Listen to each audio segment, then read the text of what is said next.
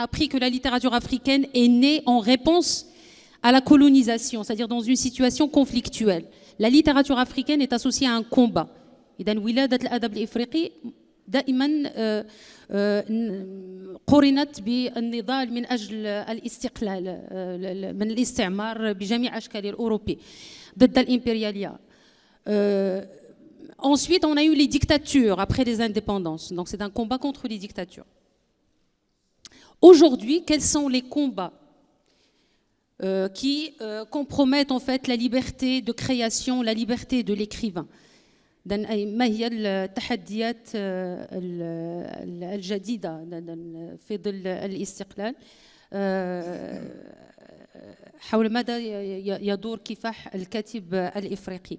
Voilà, donc je vais passer la parole à Madame Ken Bou. Oui, les combats d'aujourd'hui pour quelqu'un de mon âge, quelqu'un qui est né pendant la période coloniale, j'ai été témoin non pas de littérature en termes de production de livres édités, etc., mais en termes de tracts, en termes de manifestes, etc., pour des combats qui servaient au mouvement de libération comme message de diffusion. Ensuite, on a eu une littérature, ce qu'on peut appeler littérature en tant que telle, avec des écrivains qui ont parlé des indépendances, malheureusement, qui ont été détournées, donc comme des auteurs, une nouvelle génération d'auteurs post-indépendance à partir des Sounoula Boutansi et tout ce qui s'ensuit. J'ai été témoin donc d'illusions et de désillusions. Ensuite, j'ai été témoin progressivement que la littérature s'attaquait à des thématiques selon le contexte de l'époque, etc. Et aujourd'hui, on assiste à une littérature, d'une part, c'est une littérature qui s'attaque à l'actualité, parce que l'actualité nécessite une littérature, mais d'un autre côté, à une littérature qui s'attaque encore à des problèmes récurrents. On s'attaque à des problèmes récurrents auxquels il faut trouver des solutions. Ce qui se passe, c'est que c'est la littérature d'actualité qui prend le pas sur la littérature qui traite de problèmes récurrents, vivants, contemporains. Une fois, j'étais à peu près presque à 2 pas dans un prix littéraire parmi les derniers finalistes. Et des amis me disaient, ah oui, si tu gagnes le prix, comme ça on va se voir, etc., etc., je sais pas où, quelque part au Montréal, au Canada. Et puis moi, je me disais, ouais, je vais voyager, je vais aller au Canada. Je me trouvais à l'époque au Bénin. Et puis on me dit, non, le prix a été remporté par un auteur qui avait écrit à l'époque sur la situation au Liban, parce que c'était l'actualité. Oh, j'étais furieuse. Je dis oui, parce que c'est l'actualité au Liban, au détriment d'un livre qui embrasait un contexte où le Liban se trouvait, donner l'alerte que si on n'était pas vigilant, etc. Donc, c'est après que la littérature commençait à prendre ses tournures. On se dit, il y a l'actualité. Un jour, j'ai dit à ma fille, ah là là, tu sais, pour gagner un prix, j'avais 70 ans, il y a 5 ans alors. Je disais, je vais dire qu'on m'a violée. Elle dit, maman, comment on va te violer à 70 ans? J'ai dit, aïe, aïe, aïe. Bon, je vais dire que j'ai été excisée quand j'étais petite, mais je n'osais pas le dire. Et que bon, maintenant, je peux le dire. Il dit, maman, tu as été excisée, et puis maintenant, c'est maintenant que tu le dis. À la limite, pour ne pas parler mal, je vais dire non, je vais parler de la situation, non pas de la migration, mais de la situation des migrants dans les pays en face de l'Europe, dont le Maroc, où un journaliste marocain avait écrit un article, Le péril noir. Alors ça te rappelle le péril jaune, quand c'était les autres. Et au Maroc, le péril noir. Parce que les migrants qui veulent aller en Europe passaient par le Maroc. Je dis, est-ce que je ne vais pas me faire passer pour une migrante qui est passée par le Maroc, qui a été violée et qui a été victime de racisme. C'est-à-dire, ça devient actuellement l'auteur, l'écrivain, pour les gens de ma génération, hein, donc vous savez tout, je ne vais pas vous redire mon âge, parce que certainement il y a des jeunes beaux hommes qui ont des intentions. Je dis, mais sur quoi je vais écrire pour être célèbre, quoi? Parce que l'actualité conditionne. Si on écrit sur des situations, des problèmes concrets qui nous affectent l'Afrique, affectent le monde, etc., ça ne se vend pas. Ce n'est pas... Donc, actuellement, aujourd'hui, je peux dire que le choix d'écrivains vivant, surtout sur le continent africain, vivant des réalités dont on voudrait parler, si ça n'interpelle pas l'actualité mondiale, on se retrouve exclu. C'est par passion de l'écriture, de la littérature, qu'on se dit, ça ne fait rien. Je continue à défendre des causes tout simplement humaines. Voilà où nous en sommes aujourd'hui par rapport aux questions qui interpellent la littérature pour ceux qui vivent sur le continent. Merci. Je vais poser la même question à Abdelrahman Wabiri à propos de la question de la liberté de création. Quand on écrit, c'est vrai qu'il y a la contrainte de l'édition. Des fois, on rejette des écrits parce que les éditeurs estiment que ce n'est pas assez africain. Ce que l'écrivain africain, d'ailleurs, la question, on va la poser tout à l'heure, est-ce qu'on est écrivain tout court ou bien on est un auteur africain, ce qui est souvent rejeté. Comment est-ce qu'on écrit en tenant compte de toutes ces contraintes, les exigences de l'édition, mais aussi la contrainte politique imposée par les régimes et par la censure. Je vous pose par la même occasion la question de la censure en Afrique. Assalamu alaikum. Je vais d'abord commencer par des mots de remerciement.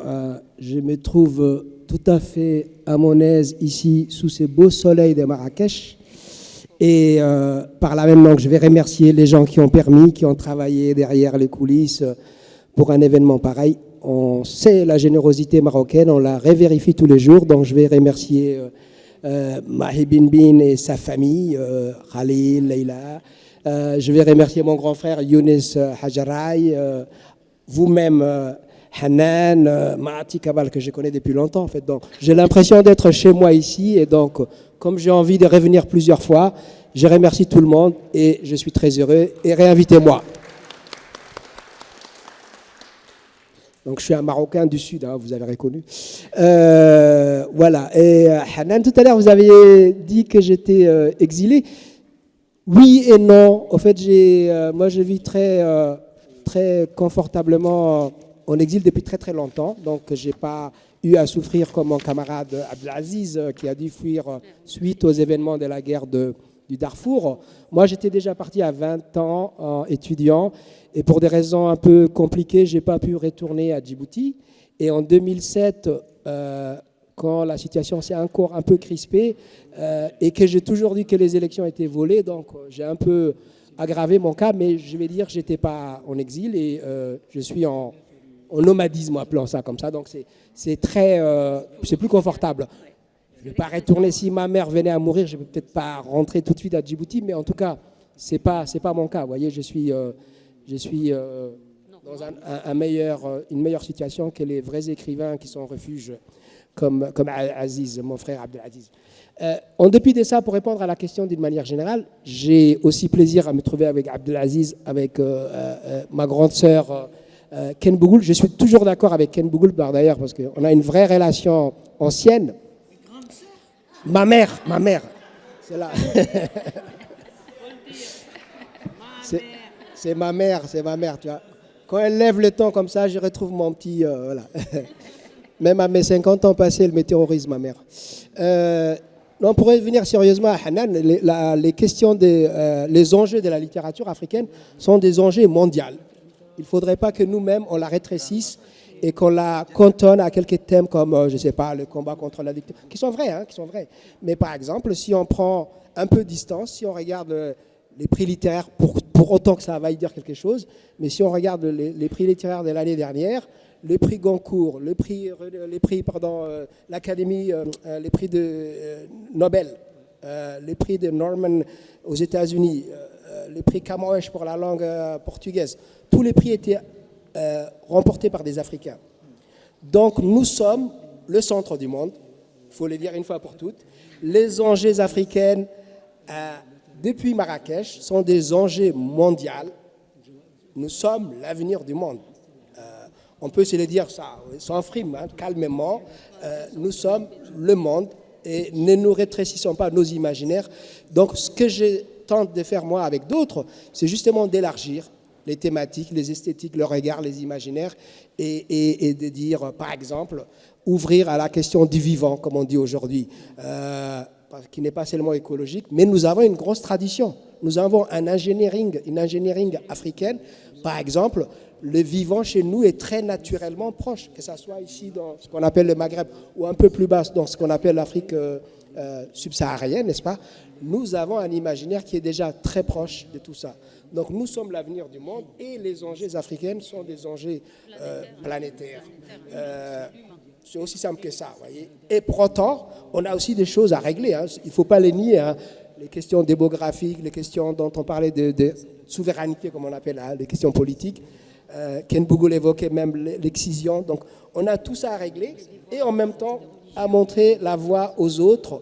D'ailleurs, par notre regard éthique, par notre regard qu'on appelle notre résilience, notre rapport au monde, à l'animal, au vivant, à tout ça, nous avons une technologie d'imaginaire qui est puissante. Merci. Je vais poser une question sur la faillite de la démocratie dans la majorité de nos pays africains, malheureusement, à travers justement les écrits de Abdelaziz Baraka Sakin. On va essayer de transposer la question. Il répondra en arabe, puis on essaiera de refaire la même chose dans l'autre sens. السلام عليكم. أنا متأسف لا أتحدث الفرنسية ولا أتحدث الدارجة لكن أتحدث العربية الفصحى وقد تعلمتها في المدارس والسودان أيضا دولة نسبت للبلاد العربية بعد الاستقلال. أتمنى أنكم تفهموا مباشرة ما أقول. أولا عندما نتحدث عن استقلال من المستعمر أي استقلال؟ Alors, on va essayer évidemment de traduire l'intervention de notre ami en sachant qu'on n'est pas vraiment des traducteurs professionnels. Alors, vous nous excuserez pour évidemment les impasses qu'on va commettre évidemment sur son intervention. Alors, il s'excuse de ne pas parler en français ni en darija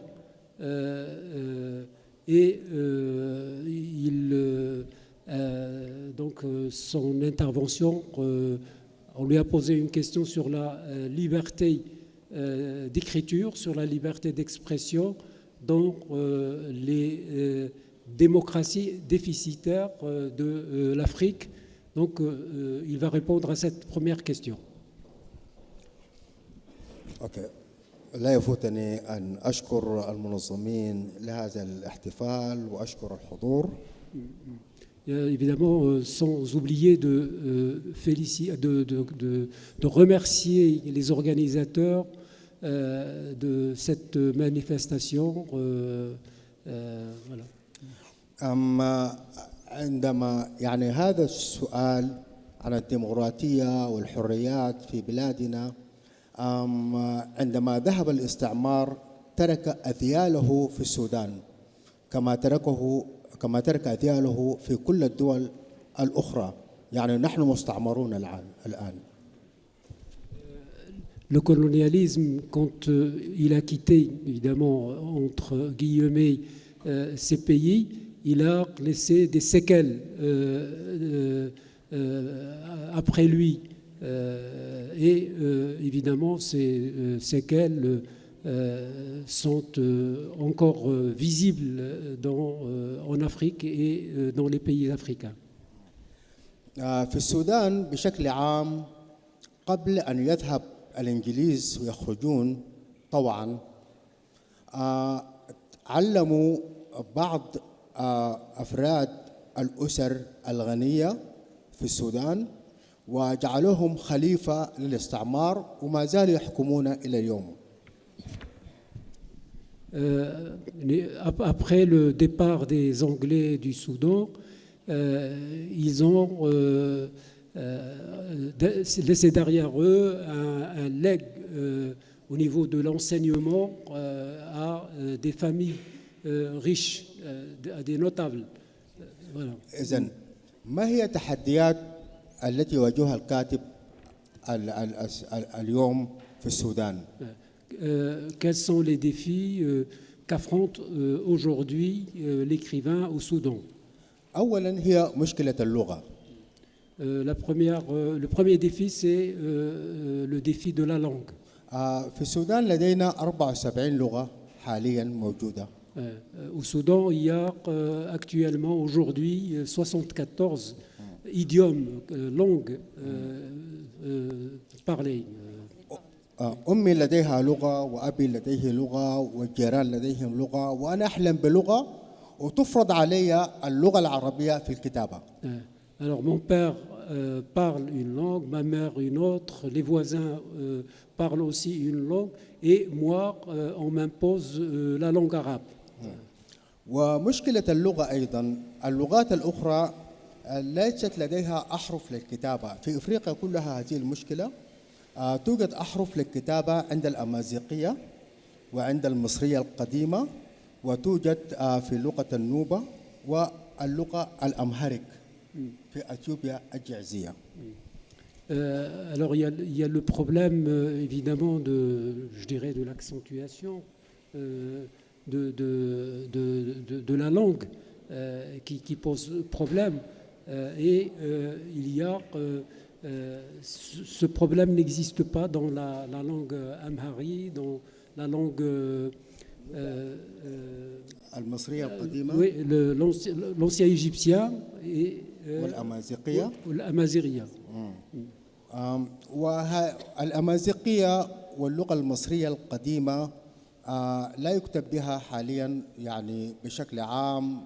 هي تعاني من إشكاليات بالذات المصرية ميتة يعني لم تعد لها حياة. الأمازيغية يعني أظن حتى الكتاب اللي هم من أصل أمازيغي يكتبون بالعربية ما عدا الأمهرية هي يكتب بها الآن.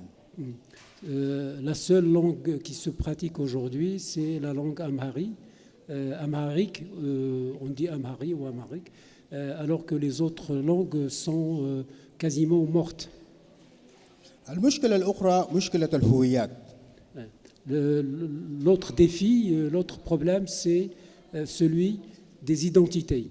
بعد الاستقلال فرض علينا المثقفون والذين هم حكموا بعد الاستعمار فرضوا علينا شيئين هما الإسلام واللغة العربية.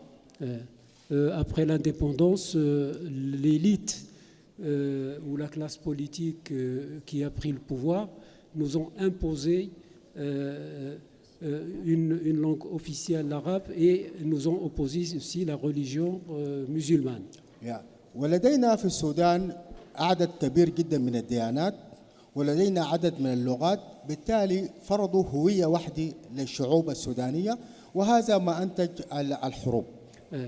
Alors ils ont imposé en fait oui voilà ils ont aboli le multiculturalisme et aussi disons, le pluralisme religieux pour instituer une seule religion et une seule langue. فالآن لماذا أنا ممنوع من الذهاب إلى السودان ممنوع في كثير من الدول العربية؟ Alors, se pose la question, pourquoi est-ce que je suis interdit de séjour dans mon pays natal et dans de nombreux pays arabes? لأنه أنا أفكر عن هويتي الإفريقية. أنا شخص إفريقي، لدي لغتي، لدي ديني، لدي عاداتي وتقاليدي، لدي ثقافتي الخاصة، وكل هذا ممنوع في بلدي. أنا أكتب عن هذه الهويات المفقودة، عن كل الإرث الثقافي الذي يخصني كإفريقي. فبالتالي هذا لا يعجب الحكام في السودان وفي كثير من الدول العربية. Alors, la raison est toute simple, c'est que moi, j'ai mon identité, j'ai ma langue, et on essaye de m'imposer donc une identité, une langue qui n'est pas la mienne, et c'est cette problématique-là que je traite évidemment dans mon écriture. Voilà. Et merci.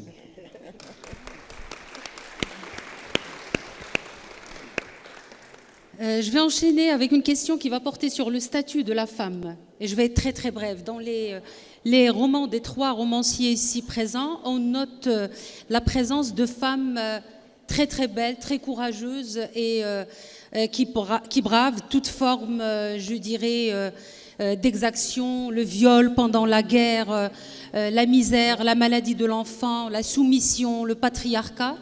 Et on a des figures féminines qu'on ne peut pas oublier une fois on a lu les romans de Waberi, Baraka Sakin et Ken Bougoul. Voilà, la femme et la liberté. Quel lien vous pouvez établir entre ces deux figures? On commence par... Pour un pays comme le Sénégal où il n'y a pas encore la guerre, mais on ne sait jamais, hein, il ne faut jamais dire que... On ne sait jamais, on s'y prépare. Donc, on n'a pas eu des victimes de guerre femmes. Mais c'est un pays étrange, le Sénégal. Donc, c'est pour ça que je ne voudrais même pas m'attarder dessus, mais ça me permet de faire un tour d'horizon, parce que j'ai vécu presque 26 ans sur le continent africain, entre des pays de l'Est comme le Kenya. J'ai vécu au Congo, où ma fille Yasmina est née, c'est une petite Congolaise. Ensuite, j'ai vécu au Togo du temps de Eyadema, mais Sami Tchak et Kossi Efui avaient déjà fui. Je ne fais pas dans les vers, mais c'était à cette époque-là. Ensuite, je suis allée vivre au Bénin. Donc ça m'a permis, et puis je travaillais comme consultante dans un organisme qui m'a permis de voir un peu la situation des femmes. Et c'est à cette occasion même que j'étais venue ici à Marrakech pour la première fois, en 1984, en 1985, femmes, santé et reproduction à cette époque-là. Mais la situation des femmes dans la littérature, c'est-à-dire les premières images, c'était la femme confort, réconfort, symbolique, très très forte. Ensuite, progressivement, on a vu dans la littérature, on a parlé de femmes qui ont été des femmes très très puissantes, comme les reines du Wallo, Ndate Yala. On a vu la résistance féminine à Madagascar. On a vu les marches des femmes au Nigeria, à Grand Bassam. Donc, au Sénégal, Aline Sitoé Diatta. Tout d'un coup, on découvre que des femmes aussi étaient dans le combat. Donc, des auteurs, la littérature a commencé à aborder cet aspect des femmes. Ensuite, des femmes agressées à travers viol, excision, leur corps. une littérature plus portée d'abord par des femmes que par des hommes. On se rappelle d'un livre de Fatou Keïta dont on ne parle plus pourtant, qui s'appelle Rebelle. Et comment cette femme rebelle, c'est pas seulement de dire j'en veux pas, elle est passée à l'acte parce qu'elle a pris des ciseaux, elle a coupé le zizi de monsieur. Mais on n'en parle pas parce que ça fait pas bien. Mais pourquoi ça ne fait pas bien de prendre des ciseaux, un monsieur qui te viole, de lui couper le zizi? Donc, tout d'un coup, les femmes ont abordé, bon, on avait notre sœur, ma petite sœur et bien-aimée, comment elle s'appelle, qui avait l'auteur des Négresses, Awacham. Awacham, l'auteur des Négresses, un livre dont vraiment à relire, c'est toujours d'actualité. Donc on a vu comment ça a évolué la femme dans la littérature africaine, jusqu'à, j'aime pas dire la littérature, dans la littérature en Afrique. Et on a vu quand les femmes maintenant ont commencé à prendre la parole ou la plume, on dénonçait des pressions sociales, des violences sociales, à partir du livre de Mariam Abba, Une si longue lettre, dans le veuvage, etc. Les femmes comme les hommes les aimaient bien, aussi bien dans la littérature que dans le cinéma. Dans la littérature, c'était le symbole. Dans le cinéma, Sembène Ousmane a voulu leur donner un rôle important, prépondérant. Mais on a vu quand la femme a pris la plume, a dénoncé des pressions, etc., des violences. Et si on va aujourd'hui dans un pays comme le Sénégal, même dans d'autres pays d'Afrique, les femmes qui ont pris la plume commencent à dénoncer des violences, aussi bien politiques, aussi bien par leur corps, des violences sur leur corps, dans la maîtrise de leur corps.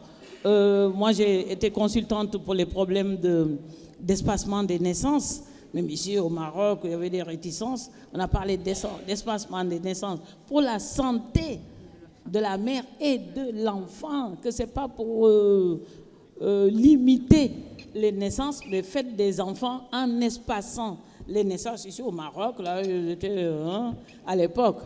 Les choses ont évolué comme un peu partout aussi, même en Afrique subsaharienne.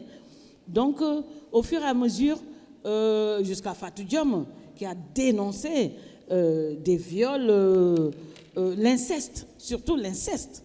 C'est-à-dire dans la famille proche, l'oncle, le frère, le père même. Hein. J'aime mon papa. Oh. Mais les pères aussi ont été responsables d'inceste. C'est bien facile de dire le frère et l'inceste, mais les papas aussi.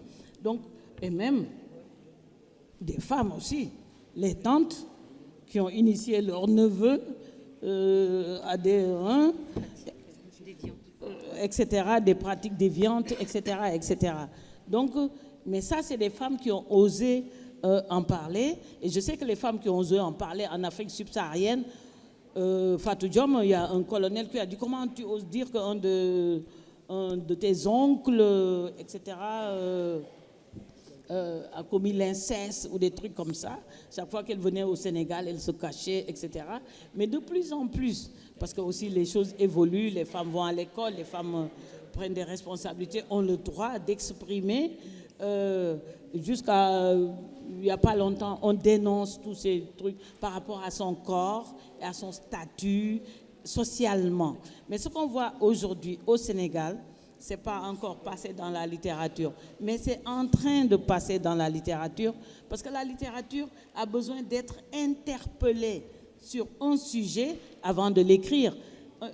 Une action, ça peut se poser tout de suite, mais un livre, il faut prendre du temps pour l'écrire, du temps pour l'éditer et du temps pour le distribuer et qu'on puisse le trouver dans une librairie. Donc, entre le moment où l'action, où ce dont on a été interpellé se passait jusqu'à la sortie d'un livre dans l'ouvrage, il y a du temps. C'est pour ça qu'aujourd'hui, il y a une littérature networking, réseaux sociaux. C'est-à-dire que les réseaux sociaux, en attendant qu'un livre prenne 1 an, 2 ans pour sortir, oui, Mahi Bin Bin, là, tu as un livre à sortir au mois de mai, là. Il y a du temps. Et donc, les réseaux sociaux s'attaquent tout de suite. Donc, on peut lire les choses qui se passent en attendant que l'ouvrage sorte. Mais les questions, par exemple, au Sénégal, qui interpellent les femmes, ce n'est plus « gna gna gna, on m'a fait ça, je suis malheureuse, je suis triste, on m'a violée ».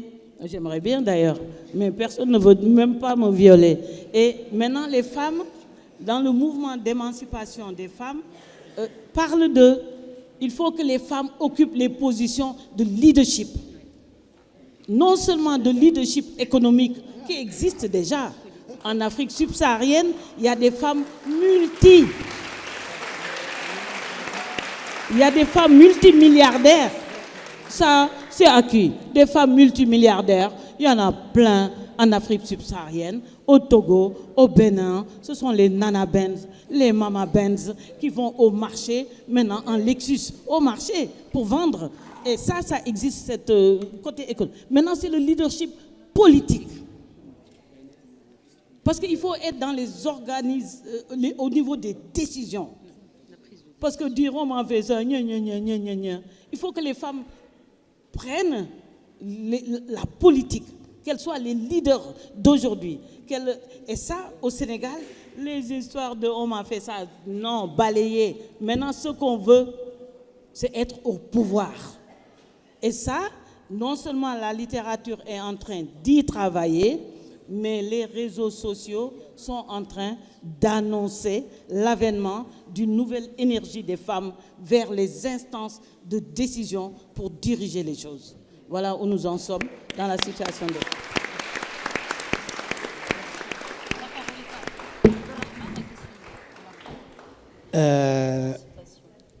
J'accueille les nouveaux arrivés. Il y avait beaucoup de jeunes. Voilà. Bienvenue. Aslam. Et Mahi, quand je l'ai remercié, il est parti. Donc, alors, la question de la femme, disait-il, mais en fait, j'ai la chance d'être enfanté 2 fois. Il y a ma mère irrévérencieuse qui est là. Voilà. Et j'ai ma mère de là-bas aussi à Djibouti qui s'appelle Safia Mahamoud, donc je la salue. Et pour toutes les raisons qui ont été dites, hein, quand je dis sérieusement que j'étais enfanté aussi par des femmes, j'entends aussi au point de vue littéraire. Hein, j'étais lecteur de Assia Djebar, Nawal Al-Sadawi, Aminata Sofal, Fatima Mersini ici et tant d'autres. Donc je suis plusieurs fois l'enfant d'une femme. Right? Et peut-être je pourrais encore ajouter une dernière raison. Écrire, c'est chercher l'inconnu. Vous voyez, j'avais fait un roman il y a quelques temps où c'était un chat qui parlait, donc j'ai jamais été chat a priori, mais bon, ça m'amusait de, vous voyez. Et on me fait souvent la remarque en disant que peut-être que mes personnages féminins sont un peu mieux réussis que mes personnages masculins.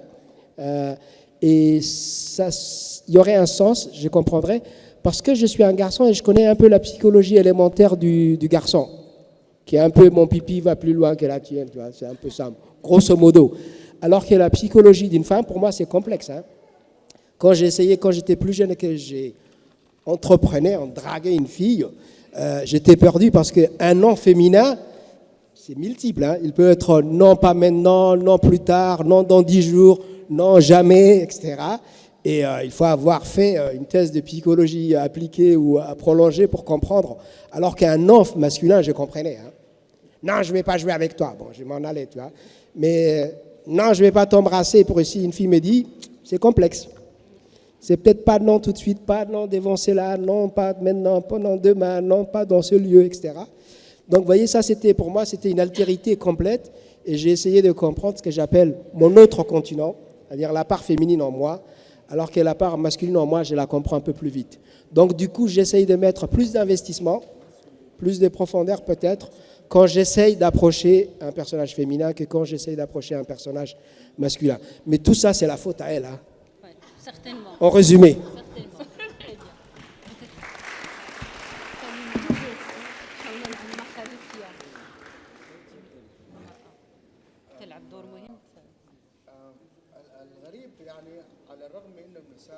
السودان لم ينلن في الماضي حظا جيدا من التعليم، لكنهن قويات. يعني كل النساء في السودان يعني استمتعنا بقوة مطلقة. الرجل في الخارج مثل الأسد، في البيت مثل الفأر، لأنه الذي يدير الحياة في الداخل هي المرأة، وهي التي تنظم كل الحياة بالنسبة للرجل هي المرأة. Alors, le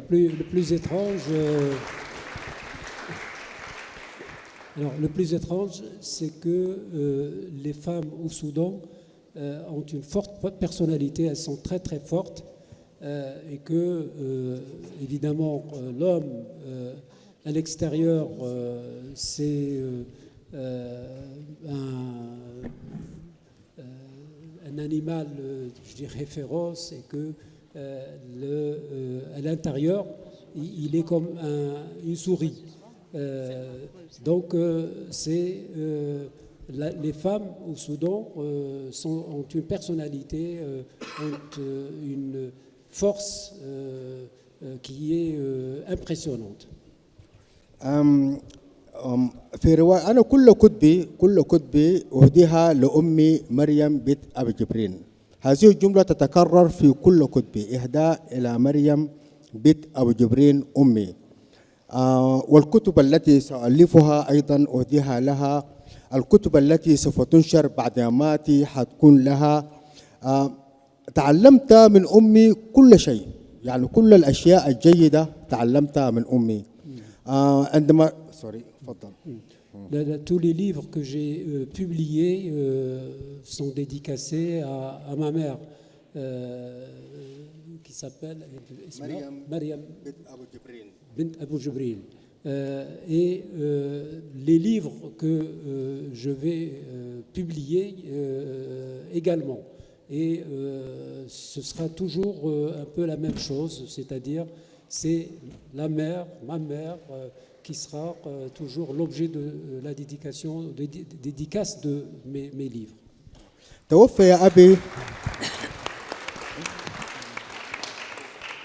توفي أبي وهو كان يعني عمره 43 سنة، لكن تزوج أمي وأبي تزوجا مبكرا، فنحن يعني 7 عيال ما شاء الله صغار، يعني فرق بين كل طفل والآخر سنة وشوية، ثم توفيا.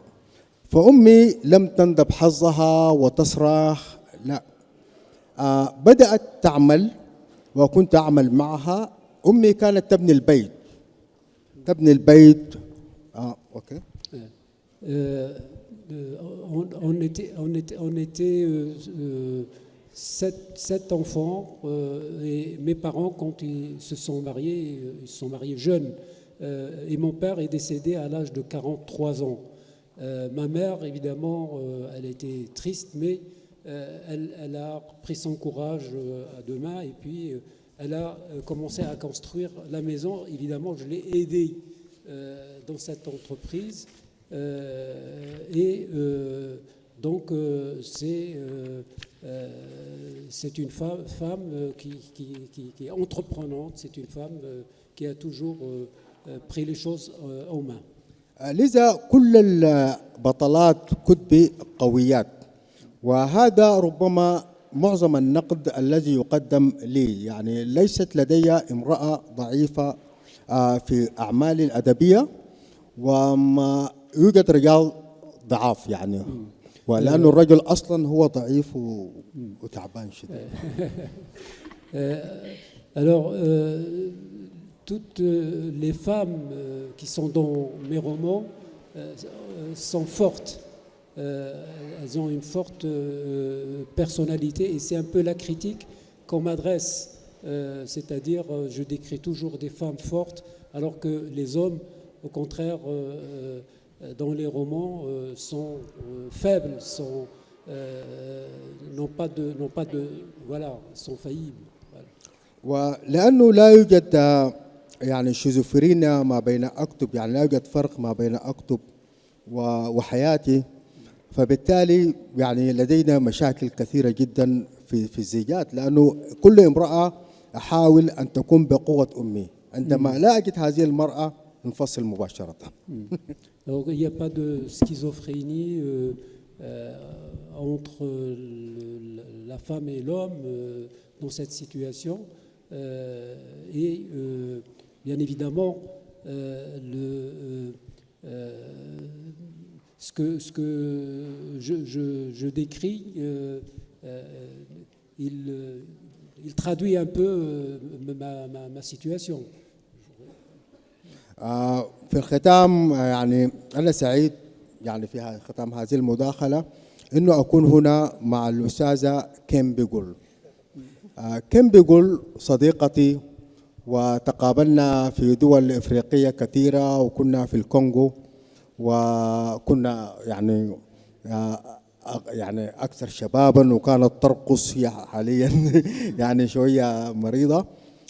وأنا أعتبر كيم بيقول هي أم الأدب الإفريقي وأخت الأدب الإفريقي وصديقة الأدب الإفريقي وكما هي دائما تضيف نسيبة الأدب الإفريقي أيضا.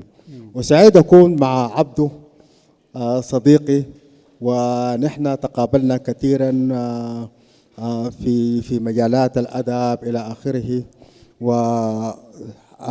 وحنان التي تدير هذه الندوة بحنان.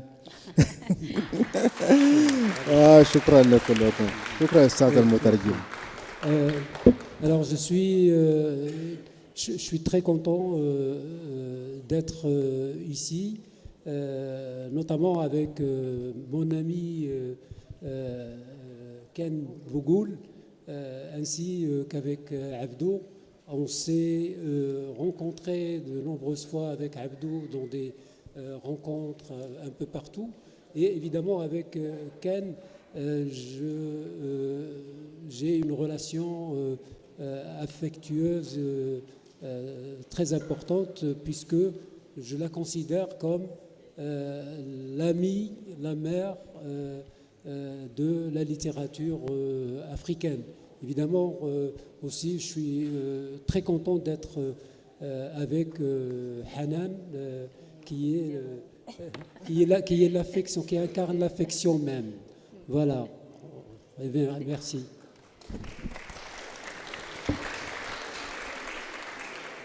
En fait, j'ai prévu d'autres questions, mais le temps ne le permet pas. Je vais demander à Abdurrahman et Abdelaziz d'adresser un mot à cette jeunesse ici présente. Et ce festival a été également conçu pour vous. Quel mot pourrait-on leur adresser par rapport à cette littérature, eux qui ne fréquentent plus vraiment les livres à cause des nouvelles technologies? Que peut leur apporter cette littérature, notamment la littérature écrite, à partir des problèmes du continent pour libérer et pour l'émancipation et la transformation des mentalités? Voilà. Après, je passerai la parole au public. أولا أنا يعني مع كلام السيدة كيم بيقول لا يوجد أدب إفريقي. لا يوجد أدب إفريقي، لا يوجد أدب عربي، لا يوجد أدب فرنسي. هذه الأسماء لا يمكن. ما هي صفات الأدب الإفريقي؟ كيف يكتب؟ بأي لغة يكتب الأدب الإفريقي؟ ما هي ميزات الأدب الفرنسي؟ بأي لغة؟ بأي تكنيك؟ Moi, je suis tout à fait d'accord avec ce qu'a dit tout à l'heure Ken Bougoul lorsqu'elle a parlé de l'idée qu'il n'y a pas de littérature africaine. Je dirais même qu'il n'y a pas de littérature arabe ni de littérature française. Par quelle langue s'écrit donc cette littérature? C'est la question qu'il pose. نعم، الأدب ينتمي فقط للكاتب. ممكن نقول أدب محمد شكري، هذا يخص محمد شكري. La littérature appartient à l'écrivain. On peut dire que c'est la littérature de Mohamed Choukri. أدب نجيب محفوظ ينتمي لنجيب محفوظ، لا ينتمي لمصر، يعني هو مصري الجنسية، لكن هل هنالك توجد علاقة أو تقنية للكتابة في مصر؟ تخص الأدب المصريين. De même que la littérature de Naguib Mahfoud lui appartient, elle n'appartient pas à la littérature égyptienne. Est-ce qu'il y a une technique spécifiquement égyptienne de la littérature égyptienne? ونفس المثال لا يوجد أدب سوداني، يعني أصنف نفسي كاتب من السودان يكتب باللغة العربية. لا يوجد كاتب يسمى كاتب عربي أو كاتب سوداني. كل كاتب لديه أسلوب، لديه تقنيات هي التي تميزه. نقول أدب محمد بنيس، أدب محمد شكري، أدب جانجيني، أدب إدغار ألان بو، أدب إلى آخره. لكن هذا شيء أنا لا أؤمن به إطلاقا، أنه أدب ينتمي لقارة أو لشخص، لقارة أو لدولة. هذا مستحيل، ولا حتى إلى لغة. الفرنسي، المغاربة كتاب مغاربة يكتبون بالفرنسية، هل هم فرنسيين؟ هل هذا أدب فرنسي؟ La question de la littérature marocaine ou arabe, évidemment, elle ne se pose pas de cette manière. Ce qui se pose, c'est la question de la technique de chaque écrivain, de son style, comment il aborde les questions, et que ce soit Mohamed Choukri ou que ce soit Mohamed Bennis ou que ce soit Jean Genet, ces écrivains ont un style, ont une technique qui les distingue les uns des autres et qui les distingue des autres. C'est-à-dire, et la littérature n'appartient pas à un pays ni à une nation. C'est la littérature de l'écrivain principalement. فكلامي للشباب اللي هم يعني في المستقبل حيكونوا كتاب، يهتموا بالتقنية، تقنية الكتابة، فن الكتابة. فالرواية ليست الكتابة، إنما ليست الحكاية، إنما هي فن صناعة الحكاية. شكرا. Pour les jeunes, ce que je peux leur donner comme conseil, si à l'avenir ils veulent devenir écrivains, c'est de se soucier et de faire attention à la question de l'art technique, c'est-à-dire voilà, de la technique et du style. Et c'est ce qui leur permettra de raconter des histoires, de fabriquer des histoires, de confectionner des histoires. Et c'est ça ce qui, pour moi, est le plus important.